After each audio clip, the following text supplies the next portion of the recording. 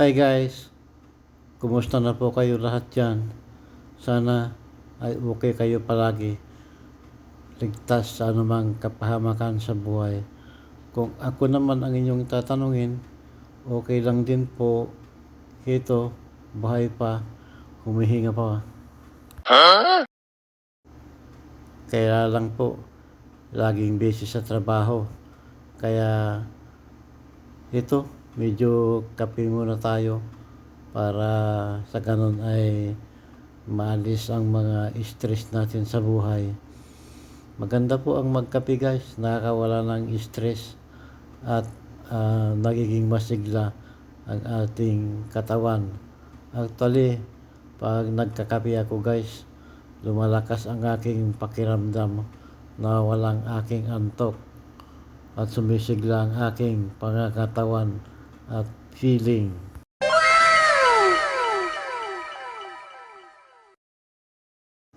Bilang isang OFW guys, kailangan lagi tayong matatag. Kailangan ingatan natin lagi ang ating sarili. Huwag nating pabayaang magkasakit. Kasi mahirap po ang magkasakit guys. Sakit sa damdamin at sakit sa bulsa.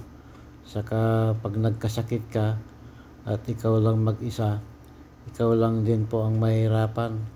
Kaya alagaan lang natin lagi ang ating katawan kahit gaano man tayo kabisi.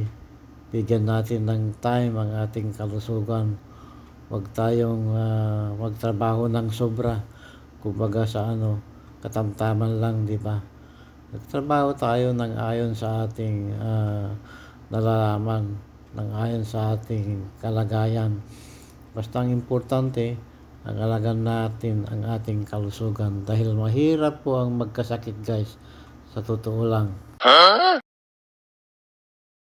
Kasi guys, pag nagkasakit tayo at wala tayong kasama sa bahay, tayo rin ang mahirapan.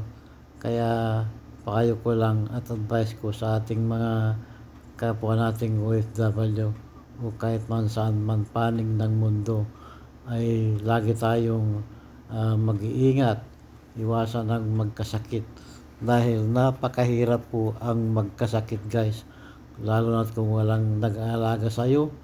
Nako, ang lupit. Kaya diba yung ingat guys sa ating mga sarili, take care of ourselves always, okay?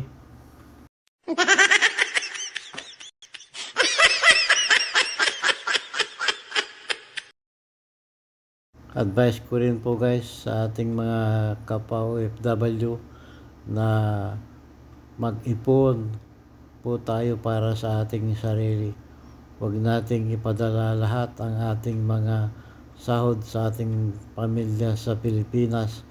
Kasi alam mo naman pag ikaw ay nagpurgod na at wala kang pera, ikaw din ang kawawa. Actually, hindi ka naman matutulungan ng pamilya mo pag nagpurgod ka na at wala kang ipon. Paano na yan? Ikaw din ang kawawa. Anong gagamitin mo sa pagtanda mo? Kung matanda ka na at umuwi ka na purgod, sino pa ang tatanggap sa iyo sa trabaho sa Pilipinas? Ay overage kaya. Kaya habang may trabaho at kumikita, mag-ipon din tayo para sa ating sarili. Huwag nating ipadala lahat ang ating sahod. Kailangan magtabi tayo para sa ating sarili, di ba?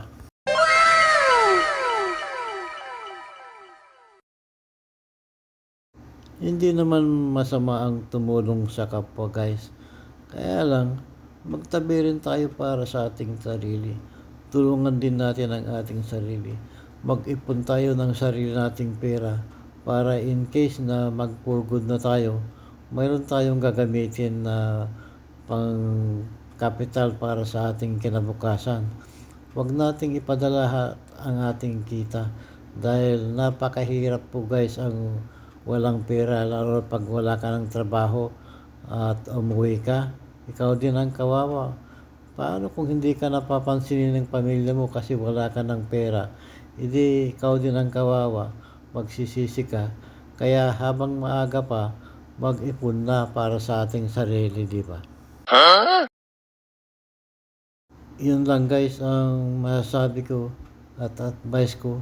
Sana mag-ingat tayo palagi saan man tayo naroon, saan man tayo panig ng mundo nagtatrabaho.